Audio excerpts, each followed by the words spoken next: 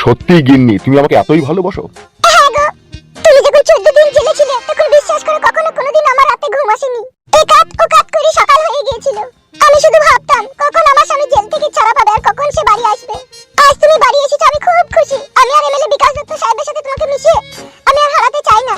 আর মিশবো না গিন্নি, আর মিশবো না। এমএলএ সাহেব তো একটা দেশদ্রোহী লোক, কি বলবো আর ওর নামে।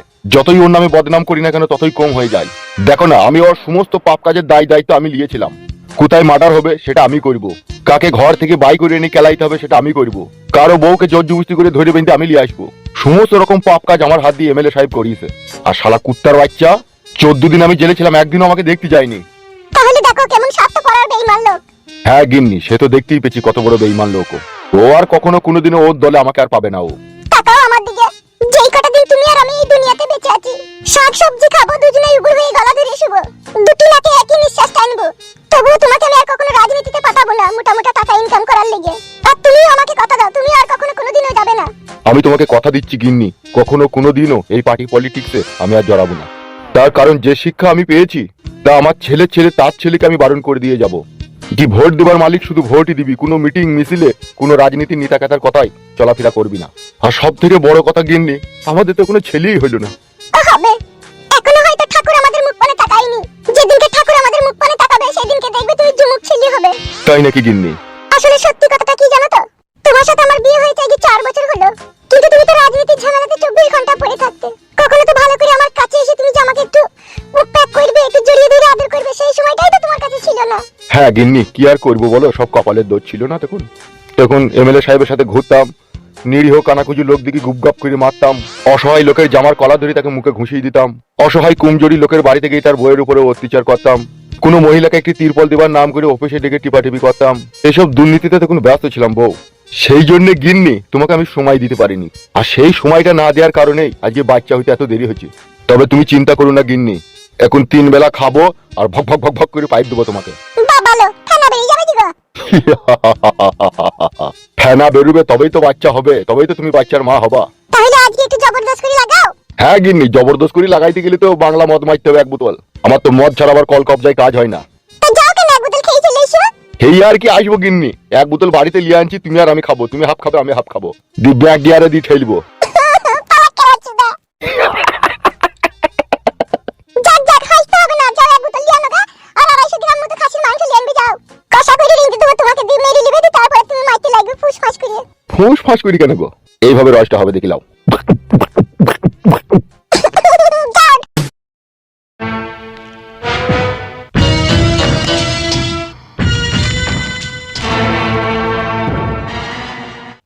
মনকে আমার যত চাই যে বুঝাইতে, মন আমার চাই তুই দেখি ন্যাংটো করে মারতে। পাগল মন রে, মন কেন এইরকম কথা বলে? বড় ভাই, আমরা গিয়েছিলাম গো, কত হাতে পায়ে ধরে বুঝিয়ে বলেছি গো ভাই। ওর বউ বলছে কখনো আর রাজনীতি আমার স্বামী করবে না, এমনকি আপনার সাথে আর দেখা করবে না বলেছে। চিরদিনকার জন্য পার্টি পলিটিক্স থেকে বেরিয়ে চলে গেছে। বিশ্বাস করো ভাই, এবার আপনি বলুন কি করবে এবার আমরা। আর যদি আপনার বিশ্বাস না হয় তাহলে আপনি আমার সাথে চলেন। বে, তোদের ডিএন যদি চেক করা হয় সেখানে মানুষের ব্লাড পাওয়া যাবে না কুকুরের ব্লাড পাওয়া যাবে বলতো? এই বড়, আমরা মিথ্যে কথা বলছি নাকি আপনাকে? কুত্তার বাচ্চা, মাথায় নষ্ট। আর এই মনে আমার অনেক কষ্ট রে। বড় ভাই, আপনি না বিশ্বাস করেন তো আপনি আমার সাথে চলেন। দাদা আমার এই বানাটাকে বলবে বুধ বানানির ভাই, শালা শালা বৈদু, শালা মাঙের তেনা কপালি ছোঁড়া। বড় ভাই, এইভাবে ব্যাড ল্যাঙ্গুয়েজে গালাগালি দিতে আমার ভালো লাগছে আমাদেরকে। গুদু মারানির ভাই ছোঁড়া রে, মানে আমার দুলা ভাই। গাল দেওয়া যাবে না, আমারই খাবি আমারই পড়বি, আমার সাথেই গাদ্দারি করবি, আবার ভাষা খারাপ করে গাল দিলে আবার বলছিস ব্যাড ল্যাঙ্গুয়েজে গাল দিচ্ছ। বহুত বড় মাদা চোদ বে তোরা। হবে লোকটা তো তোরা আমার উসুইরে বাচ্চা যখন আসতে চাইনি, না হু করেছে, পেটে 2-4 ঘুষু কুককাক করে দিয়ে দিলি না, কাঁটে করলি চলে এলি না, সেটাও তোদেরকে শিখিয়ে দিতে হবে। তো ওটা তো আপনি বলেন না, আপনি শুধু বলেছেন ডেকে আনবে। ডাকতে গেলে ভদ্রভাবে ডেকেছি, আসেনি, অভদ্র প্রয়োগ করলি না। তাহলে বড় ভুল হয়ে গেছে, আর কি করবো। সব জিনিসটা তো ভেঙে চুরে আগে বুঝিয়ে বলবেন না, নিজে দোষ করবেন তো আমাদের উপরে তখন গালাগালি করবেন। বে টাকা, ফুল সজ্জা রাতে একটা নতুন মেয়ে একটা নতুন ছেলের কাছে যায়, গভীর রাতে মধুর পরিচয় হয় দুজনার। আদৌ মেয়েটা জানে যেটা আমার স্বামী, ছেলেটাও জানে ওটা আমার স্ত্রী, তাদের দুজনের ওপেন লাগানোর সম্পূর্ণ অধিকার আছে। কিন্তু মেয়েটা ফুল সজ্জা রাতে আগে করে খুলি খালি রেডি হয়ে ফাঁক করে বসে থাকে। কি বে, মুখটা নামালি কেন? থাকে না, থাকে না। কত ধস্তা ধস্তি, কত হসলা হসলি, কত কসলা কসলি, কত প্রেমের কথা, কত রোমান্টিক কথা, কত চুমু চাটা খাওয়ার কথা, তারপরে তাকে চিৎ করে ফেলা যায়। তাও ফেলতে পারলেও খোলা যায় না, আবার যাই বা কষ্ট মষ্ট করে টেনে ছিঁচড়ে খুলতে পারি, ধরার সময় আবার অনেক নাটক করে। এরকম করে তো না, করে না? করে তো। তারপরেও তার ভাতার কি করে?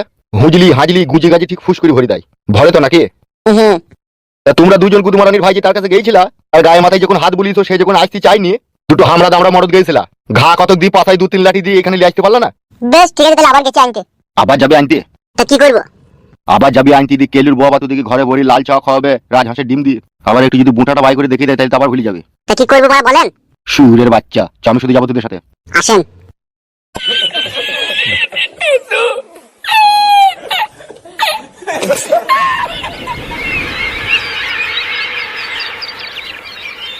ওরে একটি বালিশে দুটো মাথা, ওরে আমার ভালোবাসা, পাঁচতলায় হবে কথা, ওরে আমার কেলে সোনা, শুয়ে শুয়ে করবো কথা, ওরে আমার ভালোবাসা, তুমি মাজার উপরে মাজা দিও না, ওরে আমার প্রাণ সখা, তুমি পুটকির মাঝে শ্বশুর দিও না, ওগো আমার প্রাণ সখা।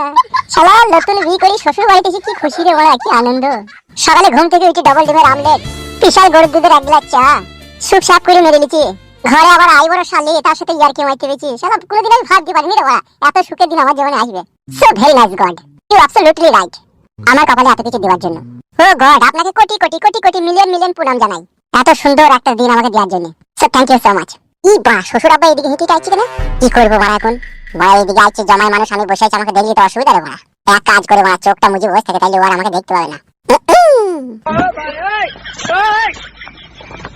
ওগো ছেলে, ওগো জামাই বাবাজি, শুনতে পেছো? কি হইলো গো বাপ জামাই, ঘুমাইছো নাকি? কে? আমি গো তোমার শ্বশুর ভুলু। ও বাবা আব্বা। হ্যাঁ গো বাপজি। বলো শ্বশুর আব্বা, কিছু বলবা? তুমি বাড়ি ছেড়ে এখানে কি করছো? এখানে একটু পাকুড় গাছে ঠান্ডা হাওয়া বাতাস খেছি। এইদিকে পাকুড় গাছে ঠান্ডা হাওয়া বাতাস খেছো, আর ওইদিকে যে মাংস বিরিয়ানি সব জুড়ি ঠান্ডা হয়ে পানি হয়ে গেল। ভাত তরকারি বিরিয়ানি সব হয়ে গেছে আব্বা। 1 ঘন্টা 20 মিনিট আগে হয়েছে, তোমাকে এপারা ওপারা খুঁজি খুঁজি পেছি না। তারপর একজনে বললো দেখো ওইখানে গাছতলায় তোমার জামাই বসে আছে। সব কপালের দোষ। প্রকৃতির ঠান্ডা হাওয়া বাতাস খেতে আসল জিনিসটাই মিস করে ফেললাম। ঠান্ডা হয়ে গেলেও তো কোনো অসুবিধা নাই গো আব্বা, গরম করেও তো খাওয়া যাবে নাকি? তা চলো তুমি, আবার বসে আছে তখন থেকে। বিরিয়ানিটা কি দিয়ে করেছে আব্বা? গারল ভেড়ার মাংস দিয়ে। গারুল ভেড়ার মাংস? হ্যাঁ, কেন খাও না তুমি? বিরিয়ানিতে তো সবাই খাসির মাংস দেয়, তো ভেড়ার মাংস দিলা কেন? দেখো বাপ জামাই, আমাদের পূর্বপুরুষ থেকে একটা রীতি রিয়াজ বলে একটা জিনিস আছে। আমাদের বংশতে কোনো জামাই যদি একটু কুমাসমা হয়, বা সে যদি একটু গারল ভেড়ার পরিচয় দেয়, বা সে যদি একটু ভেড়ার মতো হয়, তাকে আমরা গারল ভেড়ারই মাংসের বিরিয়ানি খাই। কি বলছো গো শ্বশুর আব্বা? তোমার কি মনে হচ্ছে আমি কি গারুল ভেড়া নাকি? ই ও কথা তো কখনো বলিনি বাপ তোমাকে। বলেনি তো? না, এসব কথা আমি বলতে পারি তোমাকে? তুমি বাপু তাড়াতাড়ি বাড়ি চলো। বেশ ঠিক আছে, চলেন। এসো বাপ।